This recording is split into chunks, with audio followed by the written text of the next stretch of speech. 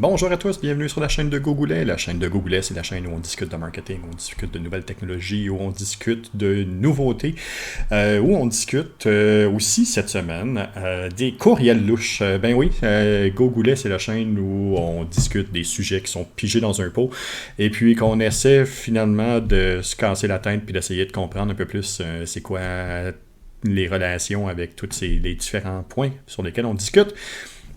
Cette semaine, les courriels louches, on discute des courriels louches avec Michel Bouchard. Allô Jean-François, allô Bonjour, chat. comment ça va Michel? Ça va bien, ça va bien. Écoute, un beau sujet aujourd'hui, là. Hey, on était Large, un large. sujet large pour une fois. Ben, c'est en plein ça, on va tout de suite passer en duplex. Écoute, Michel, c'est un sujet large, en effet. Quand on l'a pigé la semaine dernière, on n'était pas trop sûr de où on était pour aller avec ça, puis c'était quoi, qu'est-ce qu'on était capable de tirer de ça. Mais finalement, on a trouvé un rabbit hole de possibilités pour discuter de ces fameux courriels louches-là. Mais avant qu'on J'ai même dise... 8 stats. Oh, Écoute, wow! 8 stats sur les courriels louches. Je pensais même pas en avoir une, mais là, ouais. C'est bon, ça. Euh, mais avant qu'on discute des courriels louches, deux choses. Premièrement, je vous invite à vous abonner. Suivez-nous sur Twitch, suivez-nous sur YouTube, suivez-nous sur les différentes plateformes numériques. Ça vaut toujours la peine de vous inscrire. Ça nous aide aussi à être capable de joindre un maximum de gens pour qu'on soit capable de discuter avec eux, puis qu'ils nous fassent part justement de leurs sujets, puis de leurs problèmes qu'ils aimeraient régler au point de vue du marketing numérique et de nouveautés technologiques. Et puis, deuxième chose, Michel, avant de commencer, mais c'est tradition maintenant dans cette nouvelle saison-là. C'est quoi ta nouvelle? J'en ai deux, si tu correct. Ben oui, c'est correct. Super. La première, je vais aller plus vite. L'Union européenne qui veut imposer USB-C Oui, pour la norme là, pour les appareils électroniques. oui, C'était le temps. J'espère que ça va venir ici aussi parce que c'est tannant de tout le temps switcher de fil et de jamais avoir de standard. oui, C'est comme j'ai pas besoin d'avoir 20 tournevis, ça me prend rien qu'une sorte de vis, mais ça a l'air qu'on en a 20. Ce serait le fun de pouvoir avoir ça avec nos fils aussi pour recharger nos appareils. exact. La grosse nouvelle que j'ai vue 2 minutes avant finalement de me brancher avec toi, la Chine qui a déclaré toutes les transactions pour de la crypto-monnaie illégale. Oui, Donc, il avait déjà averti en mai finalement de faire attention à ça, que c'était mauvais pour l'économie. Il avait averti les firmes qui faisaient des transactions au mois de juin, si je me souviens bien, d'arrêter de le faire, évidemment, oui, parce que ça nuisait à leur économie et à leur puissance économique, justement. Puis là, aujourd'hui, carrément, c'est illégal. oui. Donc, ils vont poursuivre les gens qui font des transactions en crypto-monnaie ou qui offrent des services de transaction pour de la crypto-monnaie à leurs citoyens. Ça veut dire qu'une entreprise américaine qui ferait affaire avec des Chinois, peut-être que ça va mal virer. Je dis pas que c'est une mauvaise ou une bonne chose, parce que la crypto-monnaie, c'est quelque chose, et c'est très volatile. Il n'y a pas tout à fait de standard. Par contre, il y a d'autres pays qui en ont fait des monnaies officielles. Oui. Fait que c'est encore nouveau, c'est encore très frais comme nouvelle, fait que j'ai bien hâte de voir la suite. Euh, Comment les autres pays vont réagir à tout ça, mais surtout aussi comment les consommateurs vont réagir à ça. Oui, Ça va-tu faire plomber le Bitcoin, notamment? Ben, oui, c'est pas. En peut-être. tout cas, pour les 25 piastres que j'ai d'Ethereum, j'espère que ça affectera pas trop. C'est bon. De mon côté, la nouvelle, ça a passé un peu sous l'ombre dans les dernières semaines, mais c'est Intuit, qui est une firme de développement logiciel, entre autres, là, qui fait TurboTax, puis différentes, qui est propriétaire maintenant de Mint aussi, qui est une application de gestion d'argent, qui a acheté au cours des derniers jours Mailchimp. C'est une transaction que plusieurs questionnent parce que c'est pas nécessairement dans leur champ de travail habituel. Puis il y a plusieurs personnes qui utilisent Mailchimp à gros volume qui présentement se posent des questions aussi jusqu'où l'acquisition de Mailchimp par Intuit va changer les choses. On sait que TurboTax, puis on sait que Mint étaient des outils qui étaient faciles d'accès puis qui sont devenus ultra payants par la suite.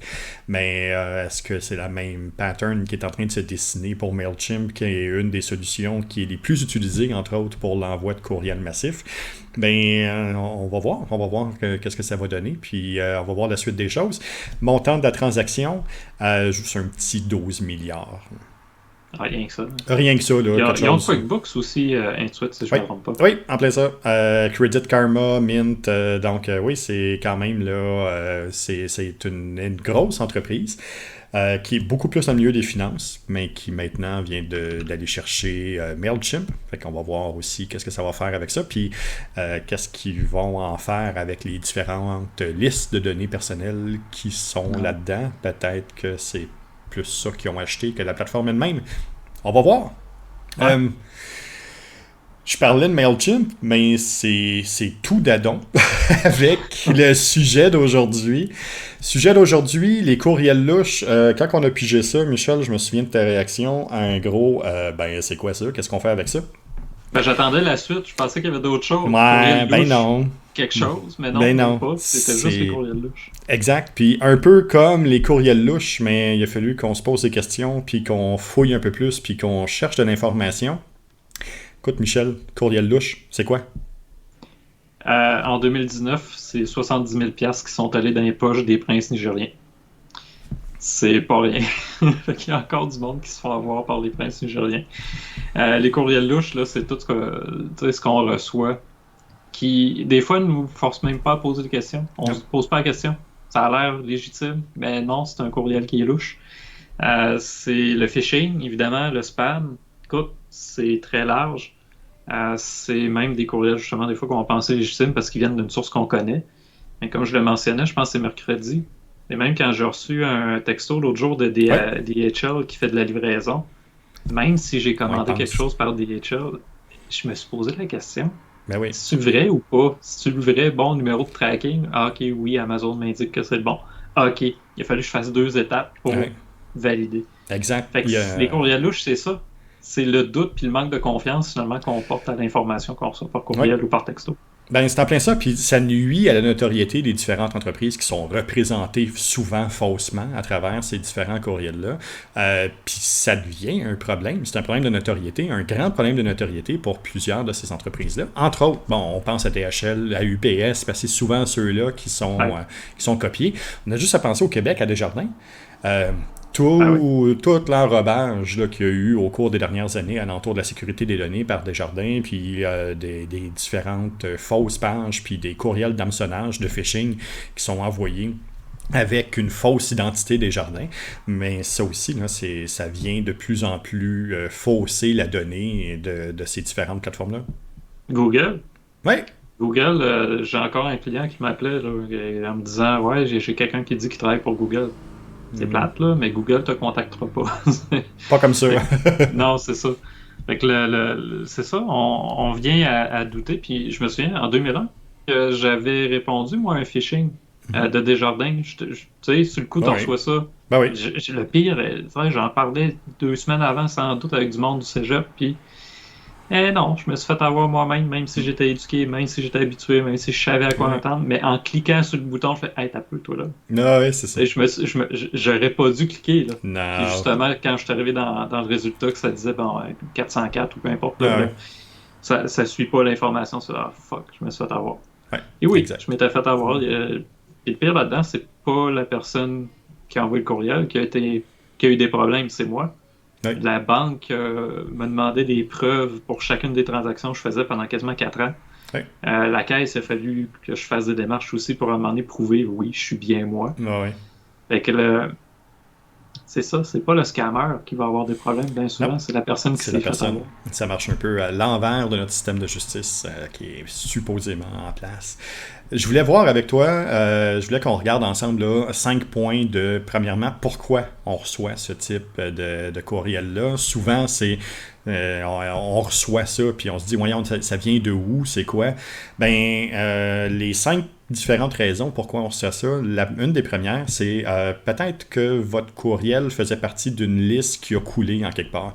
On l'entend souvent, là, des entreprises ou des hackers qui vont aller chercher de l'information sur des grandes bases de données, de grandes entreprises, puis qu'ils vont aller chercher le courriel, ils vont aller chercher les mots de passe, puis ils vont par la suite les vendre ou les rendre disponibles, dépendamment du but de la chose. vont les rendre disponibles au plus grand nombre de personnes ou aux plus achetants.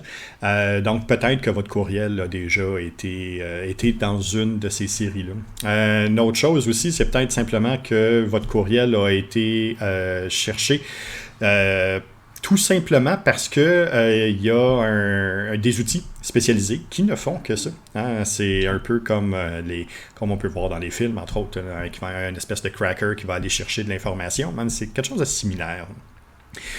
C'est peut-être aussi la liste de quelqu'un qui a été, elle, piratée. Tu viens de le dire toi-même quand tu t'es fait prendre par Desjardins en cliquant sur le lien. Bon, mais des fois, c'est peut-être pas nécessairement vos informations personnelles qu'ils veulent, mais c'est peut-être l'accès à vos contacts qu'ils veulent. Puis ça, à ce moment-là, d'aller chercher vos contacts, de diffuser de l'information, puis de rendre ça viral, c'est une des problématiques. Ça se peut aussi que ça passe à travers d'un outil qui soit strictement généré automatiquement. C'est juste que c'est une malchance. L'ordinateur est rendu à votre courriel avec le bon mot de passe, puis ils ont réussi finalement à hacker puis à rentrer dans votre système. Donc ça peut être ça. Mais plus souvent qu'autrement, là, c'est parce que c'est une entreprise qui a vendu vos données en quelque part, qui a vendu vos données à une tierce partie ou à une entreprise qui, justement, va revendre ces listes-là à des personnes moins bien intentionnées qu'une grande entreprise qui voudrait votre bien, par exemple. Donc, c'est pas mal les différentes raisons. Donc, oui, on demande et on suggère de porter une attention particulière à l'utilisation que vous faites du web, puis de ce que des différents placements ou des différentes actions que vous allez faire sur le web. Mais il y a aussi des fois que c'est des mauvaises manipulations ou des fois c'est un hasard, puis c'est ce qui va arriver. Ouais, je t'en ajoute une sixième. Ouais. Et les ticailles comme moi, quand on était plus jeune, qui allaient rentrer le courriel d'un ami pour pour l'écœurer un petit peu dans des sites un peu louches. Ouais. Je veux dire, il y en a qui me l'ont fait, je l'ai fait à d'autres, là, m'inscrire à une dizaine d'infolettes juste pour le fun. Ouais. C'est parce qu'à un moment donné, justement, comme tu dis, si cette entreprise-là, sa base de données se fait cool, ouais. C'est plus juste 10 courriels qu'ils vont recevoir, là. C'est des centaines, des centaines, c'est des centaines et des centaines, puis c'est pas simple à gérer là, par année. Non, mon courriel Hotmail, je l'ai encore, j'ai encore accès à celui que j'avais au secondaire. Oublie ça, écrivez-moi surtout pas là. Il y a tellement de cochonneries qui passent là-dessus que, écoute, j'ose même pas l'ouvrir des fois. Mais je l'ai gardé parce que je l'avais quand j'étais ado. Ouais. Deux types de courriels qu'on va pouvoir recevoir. On a du spam. Qui peut être là, qui va faire partie des différents courriels louches. Les spams, c'est quoi? C'est les fameux courriels. On a discuté, vous irez voir justement sur YouTube, on a fait un podcast au complet justement sur la loi anti-courriel au Canada. De quoi ça en ressort, qu'est-ce que j'ai le droit de faire, qu'est-ce que j'ai pas le droit de faire en tant qu'entrepreneur. Mais donc, il y a le spam, puis à travers le spam, il y a du phishing. Puis le phishing, c'est là où souvent, ils vont vous demander justement d'entrer votre mot de passe, de faire une avance de fonds, de transférer de l'argent, d'envoyer de l'argent à un prince nigérien, entre autres. Donc, c'est souvent là que ça va... ce type d'information-là va apparaître. Tu voyais-tu une autre manière, une autre affaire dans les courriels louches? Je pense qu'il y a ceux que tu as mentionnés, puis sinon, c'est ça, c'est des courriels de provenance qu'on connaît pas, des gens. Tu sais, des fois, c'est pas du monde mal intentionné nécessairement, là. Mais quelqu'un qui nous écrit du Madagascar, c'est pas à dire, mais souvent, c'est un courriel, moi, qui. Tu sais, je le regarderai pas parce que à côté d'eux autres, il y en a plein qui viennent de la même place qui étaient pas d'origine fiable. Ouais. Par contre, tu as dit quelque chose, tu as séparé spam de scam. Ouais. Je trouve que c'est une bonne vision, mais peut-être le mentionner, c'est 85% de tous les courriels qui sont envoyés qui sont du scam. Du spam. Du spam, ouais. C'est malade. 85% de tous les courriels qui circulent, c'est du spam. Ouais. Et après ça, on se demande pourquoi nos boîtes courriels sont inondées de cochonneries. Oui. C'est ça. Ça reste un médium. Une fois qu'on est dans la machine, je veux dire, c'est pas dur. Là. C'est tout automatisé. Les courriels passent, on en reçoit plein. Ouais. Puis, des fois, même, comme je disais un peu plus tôt, on s'en rend même pas compte. Ça vient de Russie, puis il faut vraiment porter attention à y a-tu un caractère bizarre à quelque part? Oui, oups, il y a une lettre qui est inversée, puis c'est pas normal. Ouais. L'adresse courriel, au lieu d'être .com, c'est .ru. Mm-hmm. C'est tous des détails de même à un moment donné qui nous permettent d'identifier que c'est un spam. Ouais.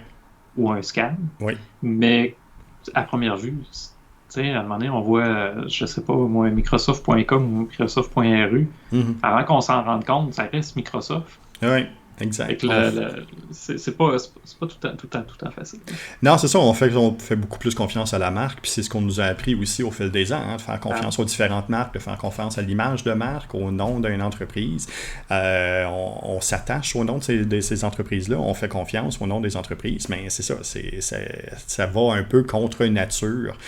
Sur Ouais. le web, de se déprogrammer, si on veut, puis de réussir à faire ça. Je voulais voir aussi avec toi, écoute, j'ai sorti une liste d'une quinzaine de spammers. Donc, c'est des entreprises qui, on sait que eux envoient une série de courriels un peu beaucoup infinis. Okay. Ouais. Et puis, où le respect des différentes lois, donc du RGPD en Europe ou de la loi anti-pourriel au Canada, ça peut varier un peu. Dans les deux premiers, on va trouver Groupon, puis Living Social. Donc les deux avec quasiment plus de 380 courriels qui sont envoyés en moyenne par utilisateur. C'est-tu par semaine ou par année, ça? Par année. Euh, Sans surprise, on retrouve notre ami à tous, Facebook, qui est aussi très présent avec plus de 300 courriels encore une fois. Par la suite, on va tomber dans les meet-ups. Le premier magasin ou boutique qu'on peut dire, c'est J.Crew, qui est aux États-Unis avec une moyenne de 175 courriels envoyés. On retrouve aussi Victoria's Secret, Kohl's, Banana Republic, Gap, Old Navy, qui sont les trois la même entreprise, avec une moyenne de 145 courriels. Donc, on voit là, Target, Bath & Body, puis Bath & Beyond.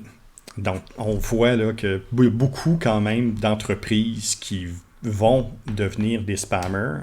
On s'entend, c'est pas des scams, ils sont pas là pour aller soutirer de l'information, ils sont plus là pour aller jouer dans votre portefeuille. Ces Ouais, ils veulent de entreprises-là, l'information, mais pas nécessairement de manière si non, malhonnête que ça. c'est en plein ça. Puis souvent, ils vont respecter quand même là, les différentes normes, puis comment bien fonctionner. Par contre, ils sont très présents sur le web, puis ils vont envoyer une panoplie de courriels, puis de contacts là, dans une année pour justement vous faire part de tous les différents concours, de tous les différents soldes, de toutes les différentes grandeurs d'objets qu'ils vont être capables de vendre. Donc, ça en est. Est-ce que c'est une bonne pratique? Je suis pas là pour porter le jugement sur le oui ou le non. Personnellement, c'est pas une manière que j'aime solliciter la clientèle quand je travaille avec des différentes stratégies ou différentes entreprises. Oui, l'infolettre a quelque chose de très engageant puis qui permet vraiment d'aller créer un contact très personnalisé avec les personnes. Mais il y a aussi un moment donné où on a un trop plein, puis que ça peut juste devenir complètement ingérable.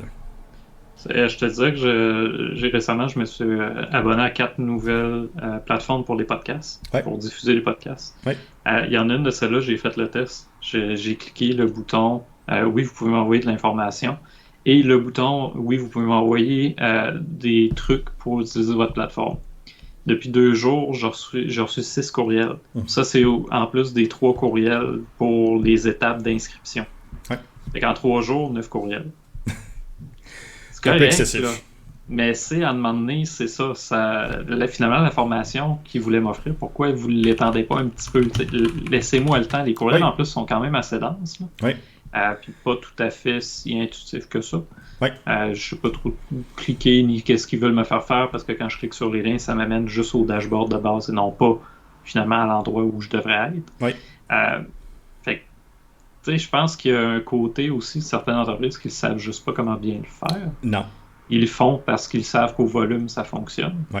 Mais que peut-être qu'avec une pratique différente, leur taux de clic serait meilleur, plus intéressant, mais en plus, le taux de conversion lui-même serait beaucoup plus attirant ou utile. Oui. Carrément, je veux dire, j'ai arrêté. Ouais. J'ai mis, ben, c'est du spam. J'ai vu plus les courriels. J'irai pas jusqu'au bout C'est de la ça. formation qu'ils me proposent. Ouais. C'est trop dérangeant, c'est trop tout le temps là, puis surtout les heures. Écoute, ils envoient ça en plein milieu de l'après-midi. Ouais. Fait que, ben non, je suis pas là Non. pour ça. Fait que Hein. c'est un paquet de détails comme ça qui m'ont fait décrocher finalement cette plateforme-là. Et correct pareil. Oui, mais Je veux pas la nommer parce que je trouve leur plateforme est intéressante, mais leur stratégie de courriel vraiment m'a gossé. c'est un peu agressante. Ouais, Euh, ouais. Écoute, il y a Malcolm Gladwell, qui est un auteur canadien que j'apprécie particulièrement, qui a écrit en 2000, si je ne me trompe pas, un livre qui s'appelle The Tipping Point, où justement on parle de quand une entreprise arrive à la croisée des chemins, puis là tout d'un coup il y a un changement qui s'opère dans le bon. On a juste à penser à Nike quand ça aurait complètement explosé, ou dans le mauvais, on a juste à penser à d'autres entreprises qui pourraient justement utiliser cette avenue-là, qui vont dire, ben, à un moment donné, à force d'envoyer tellement de courriels, mais avec ta clientèle, il y a peut-être un tipping point qui va s'incorporer, puis par tipping point, mais ce qu'on veut dire, c'est un point de non-retour où là, la clientèle va juste décrocher parce que c'était un trop plein. Il y en a beaucoup trop. C'était plus intéressant. Puis à ce moment-là, ben, les gens vont juste se désabonner, puis peut-être même délaisser la plateforme. Fait qu'il y a un juste équilibre à aller chercher. Oui, je suis d'accord que le volume va devenir quelque chose d'intéressant puis de valorisant pour votre marketing. Mais il y a une mince ligne à utiliser puis à regarder. Je vous invite à lire ce livre-là, The Tipping Point de Malcolm Gladwell. Ouais. Tantôt, je te mentionnais 70 000 au prince nigérian en Oui, 2019, là, Jean-François. oui, Je vais juste ramener, je vais lire la stat comme du monde. oui. 70 000 à des princes nigérians en 2019, selon des Américains qui l'ont admis, pas. Tu sais, Pas, non, c'est des ça. Américains ont admis avoir. Non, c'est ça. Il y a sûrement une partie qu'ils n'ont pas Ouais. voulu le dire. Complet, c'est sûr, c'est sûr. Tu sais, quand on se fait prendre comme ça, c'est sûr qu'on se sent mal, puis on veut pas paraître pour la personne qui le sait pas. Puis surtout, oui, il y a des personnes d'un certain âge ou qui sont peut-être moins habituées avec la technologie Ouais. qui vont se faire prendre, mais il y a beaucoup de personnes qui sont un peu plus jeunes, qui sont habituées aussi à la technologie. T'en es un bon exemple, Ah oui. qui, par un moment d'inattention, à cause du bruit qu'on a alentour de nous constamment, où je peux pas éplucher un courriel spécifiquement pour regarder chacun des liens, il se termine-tu en point RU, il se termine-tu par pas la bonne chose, on clique, puis on fait confiance. Hein. Puis, ben, Ouais. malheureusement, des fois, mais ça joue contre nous. Ouais, puis des fois, tu sais, le courriel lui-même, au-delà du courriel, on clique sur la page. Je me souviens, Oui, la page de Desjardins sur laquelle j'étais arrivé, oui, c'est la même page. C'était exactement une copie oui, oui, conforme, avec les mêmes liens. oui, Par contre, il n'y a aucun des liens qui fonctionnait. non, c'est ça. Fait que j'ai rentré les infos, mais si j'avais pris la peine de cliquer sur un autre lien, tu sais, hey, de mémoire, là, il y en avait même un qui redirigeait vers des facs pour en savoir plus sur le phishing et compagnie. Là. Oui, Clique là-dessus, il n'y a rien qui marche. oui, J'ai pas pensé à ça. Moi, c'est OK, on me demande de quoi, je le fais. Tu sais, oui, c'était oui, automatique. Fait que, moi, ça n'a pas pris de temps que je l'ai admis, mais je le sais tu sais, pertinemment que ça. Écoute, quelqu'un qui travaille, mettons, en web, à l'époque, j'étais étudiant, fait que c'est correct. Là. oui. Mais aujourd'hui, me faire prendre, écoute, ça me travaillerait l'ego un petit peu pareil, C'est parce que clair. je fais tellement attention, puis j'essaie tellement d'éduquer les gens que, eh, je vous le confirme, ça m'est pas arrivé dernièrement, heureusement. Je pense que j'en Mais entendrai parler. je t'en aurais parlé, c'est sûr. Mais tu sais, ça me fait penser, j'essaye de placer un peu en même temps le sujet de lundi, mais peut-être tu sais, aborder lundi davantage comment faire pour éviter de tomber dans les Ouais, courriels louches. ouais. Parce que Les ce indicateurs. volume de courriels-là que la compagnie m'a envoyé m'amène à me dire, ben, tu sais, il y en a beaucoup qui ont ce réflexe-là de vouloir automatiser leur courriel, mais là, à un moment donné, c'est trop. Ouais, Tu sais, t'as 5 courriels dans la semaine, puis c'est un nouveau client. ouais. C'est un peu excessif. As-tu pensé à étendre un peu cette expérience-là Mhm. ou à l'avoir autrement? Ouais. Ah oui, c'est ça. On pourra parler de retargeting puis de remarketing, justement, par courriel. Qui, à ce moment-là, oui, on peut l'automatiser, comme tu dis, mais il y a des filtres qui sont identifiables, il y a des indicateurs qui sont possibles de regarder pour, justement, le rendre intéressant et plus simple à gérer. Il y a une autre stat qui m'avait parlé tantôt. On mentionnait bon, 85% des courriels qui sont des Mhm. spams. Wow. Un spam, là, ça coûte combien aux entreprises par année? Le spam coûte combien? Très bonne question, je sais pas. En 2020, là, c'est 20,5 milliards de dollars américains. Fait Wow! qu'en temps perdu, en énergie perdue, en ressources perdues, là, c'est de l'argent pareil. On s'entend, OK, mettons qu'on compte en temps humain, ben c'est une secrétaire qui vient de perdre du Ouais, temps à répondre à ça ou à ouais, gérer ça. C'est un directeur qui reçoit des courriels inutiles dans sa boîte. ouais. C'est tout ce que des fois un filtre, un anti-spam va nous permettre d'éviter. Mhm. Mais quand même, 20,5 milliards, je trouve le chiffre extrêmement élevé. C'est énorme. Puis, tu sais, on pense au point de vue humain, mais il y a aussi de plus en plus d'entreprises qui sont maintenant obligées d'ajouter des filtres supplémentaires. Hein. On pense au Barracuda ou des outils comme ça, justement, qui viennent ajouter un filtre pour filtrer les spams. Parce que vous dites-vous que ceux que vous voyez, ce n'est qu'une minorité de ce qui est envoyé pour le vrai, parce qu'il y a déjà des filtres qui sont là, avec Outlook, avec vos hébergeurs, avec différentes entreprises, avec Google. Donc, il y a déjà beaucoup de spams qui sont arrêtés avant même que ça vous touche. Il y a l'autre chose on n'a pas toujours ce réflexe d'y penser parce que c'est du virtuel, Ouais. mais c'est de l'énergie qui est consommée. Un Oui. courriel qui est envoyé, je suis en Ouais. train de regarder les stats, là. Mhm. Bon, c'est 0,0000001 tonne de CO2, Mhm. mais ça reste des serveurs qui utilisent l'électricité, qui utilisent Beaucoup. l'énergie, qui nous forcent à... Bon, il y a des usines de charbon, là, on n'est pas tous chanceux Non. comme au Québec avec nos barrages électriques, puis même là, il y a des désavantages. Tu sais, au volume, là, ça vient justement à épuiser énormément d'énergie, de ressources, de temps. C'est assez impressionnant. Oui, c'est ça. Puis, tu dis 85% des courriels. On a juste à imaginer le nombre de courriels qui est envoyé par jour. C'est énorme le nombre de dépenses énergétiques qui est lié à ça. Hein. On a regardé combien de courriels sont envoyés par jour Ben en oui. 2020.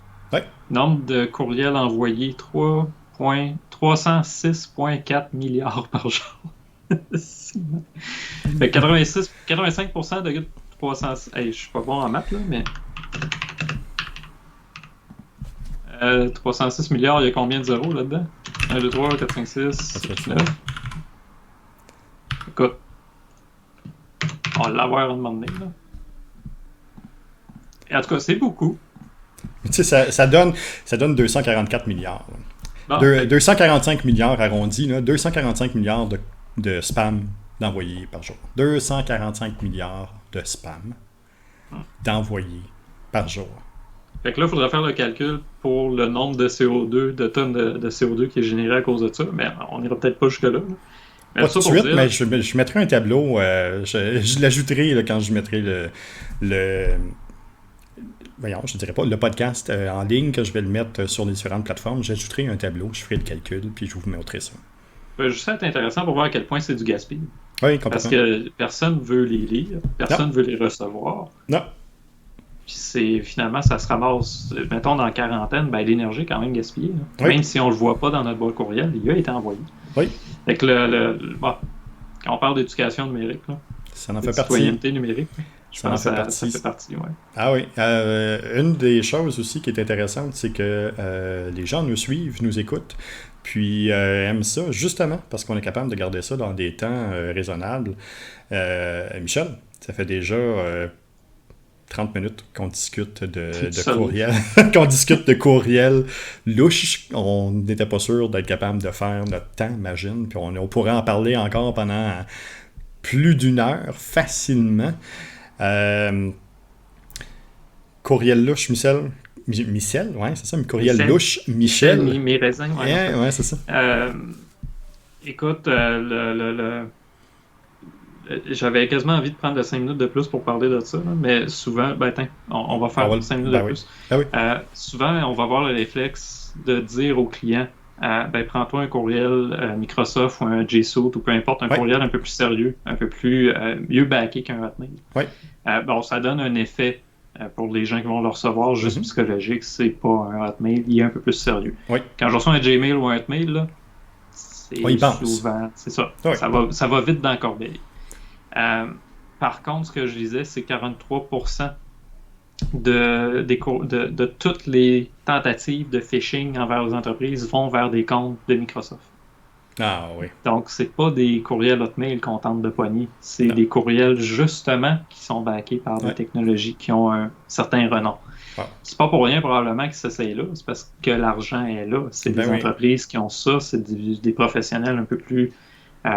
qui ont des moyens de s'acheter ces courriels-là, Ben finalement. oui, c'est ça. Et quand même, tu sais, 43%, c'est un gros taux, finalement, qui s'adresse non pas à monsieur, madame, tout le monde, mais vraiment à finalement, des corporations, des entreprises. Puis là, on ramène le concept de citoyenneté numérique. Oui. Là. Je pense que c'est important d'avoir une bonne éducation pour les gens qui vont utiliser ces technologies-là. Sinon, ben, c'est là que l'argent va se faire. Puis c'est là qu'on va avoir des entreprises, justement, qui vont avoir des... là, le nom m'échappe, là, mais quand le type de virus là, qui bloque complètement les serveurs, là, qu'on peut faire. Ouais. Là, en tout cas, mais là, ça me gosse parce que je vais y penser le restant de ma journée. Mais ça pour dire, c'est ça qui va coûter cher aux entreprises, c'est ça qui va rapporter pour vrai aux hackers. Fait que souvent, le petit utilisateur qui a l'impression je vais me faire hacker si j'ai un Hotmail, ben c'est pas toi la cible principale. Non, ça se peut que tu te fasses hacker si tu fais pas attention, si tu publies toutes tes affaires publiquement puis tu utilises le même mot de passe partout. Oui. Mais c'est pas toi la cible principale. On voit, c'est les grandes entreprises. C'est en plein ça. Fait que c'était mon 5 minutes de plus, je pense. Qui très d'adon, étant donné qu'on va pouvoir regarder dans notre fabuleux pot de sujets, dans notre infâme, pour voir de quoi qu'on discute vendredi prochain. Je vous rappelle qu'on pige un sujet dans un pot à chaque semaine. On en discute le vendredi sur la chaîne de Gogoulet, la chaîne où on discute de marketing et de nouvelles technologies. Et puis, par la suite, une partie du sujet est reprise. Et puis, rediscuter le lundi d'après sur la chaîne de Dart Sketchy pour le guide du marketing numérique du sketch, où on est en mesure justement de d'éplucher puis d'aller dans quelque chose d'un peu plus concret puis de vous donner peut-être quelques conseils additionnels sur la bonne gestion, la bonne manière de faire les choses puis comment devenir un meilleur citoyen numérique. Pour ce qui est de notre sujet de la semaine prochaine, c'est quelque chose sur lequel on a déjà effleuré, mais je pense qu'on va avoir un débat qui va être intéressant parce qu'on a deux visions qui sont un peu différentes. La viralité ou la durabilité? Ah, ben oui. On a abordé le sujet au travers d'un autre sujet. Oui. Mais ouais, j'aime ça. Ouais, ça va être le fun. En plus, tu as fait un article cette semaine qui m'a trigger un peu. C'est en plein ce que j'avais en tête. C'est en plein ce que j'avais en tête, justement. Puis déjà, peut-être de morceler, d'essayer de comprendre un peu c'est quoi la différence entre les deux. Puis, y en a-tu un qui est bon, puis l'autre qui l'est pas. On pourra checker à ce moment-là. Puis on pourra en discuter vendredi prochain sur la chaîne de Gogoulet, sur le Gogoulet, la balado. De toute façon, les vrais vont le savoir. Le SEO et la durabilité, c'est mieux. Mais c'est correct. C'est pour ça qu'ils font tout du Google Ads après. En tout cas, ben, je dis ça de même. Michel, si on veut te rejoindre. Je peux-tu mettre mon lien Beacon? Oui.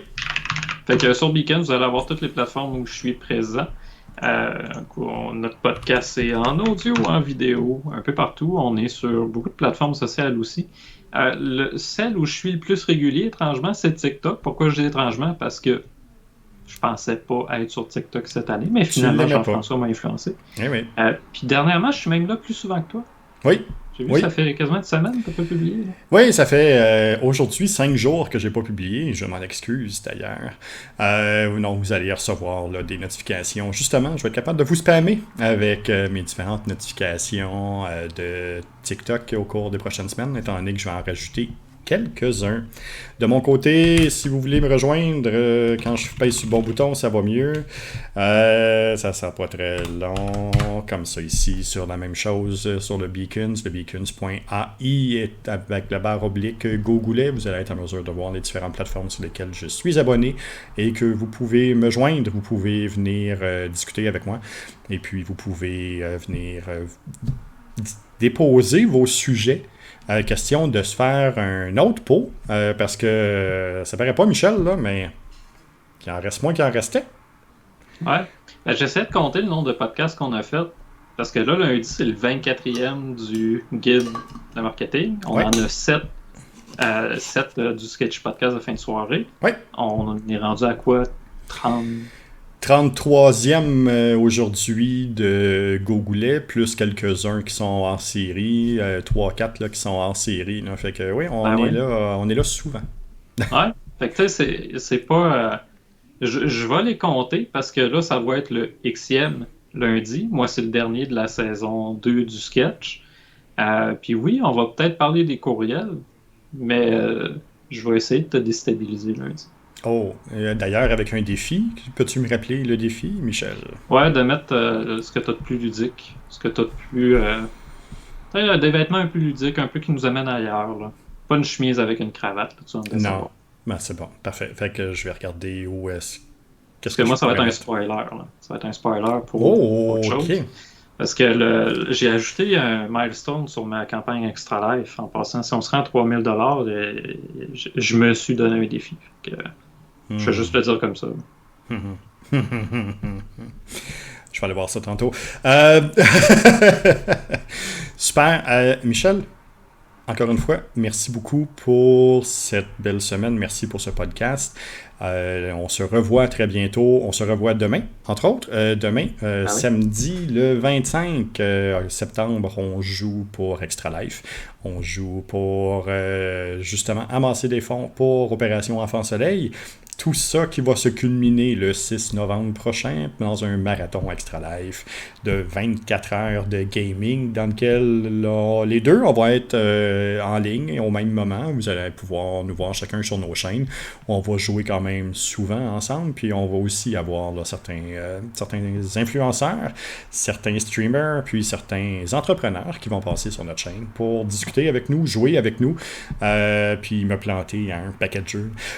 Fait que vous allez être en mesure de nous suivre le 6 novembre prochain. Sinon, on se voit lundi sur ta chaîne, Michel. Lundi, on parle de... Les courriels louches. Comment pas aller dans les courriels louches. Comment pas faire de courriels louches. Je vais placer aussi. comme du monde. Ouais. Puis le reste, c'est ça, je cherche comment te déstabiliser un petit peu. C'est bon. Fait que je peux pas te le dire, tu sais. Ben non, c'est ça. Fait que on va subir les foudres de Dark Sketchy lundi prochain à 16h sur sa chaîne Twitch en direct. Sinon, vous allez être aussi en mesure de le suivre sur les différentes plateformes de podcast numériques ou sinon sur sa chaîne YouTube. Je vous remercie beaucoup pour votre écoute. N'hésitez pas à vous inscrire et à nous suivre sur les différentes plateformes. Communiquez avec nous aussi pour les différents sujets. Si vous voulez qu'on traite d'un sujet spécifique, on a déjà eu quelques demandes qui sont déjà là pour la saison 4 de Gogoulet la balado. Et puis, d'ici ce temps-là, mais portez-vous bien, puis on se revoit très bientôt. À la prochaine.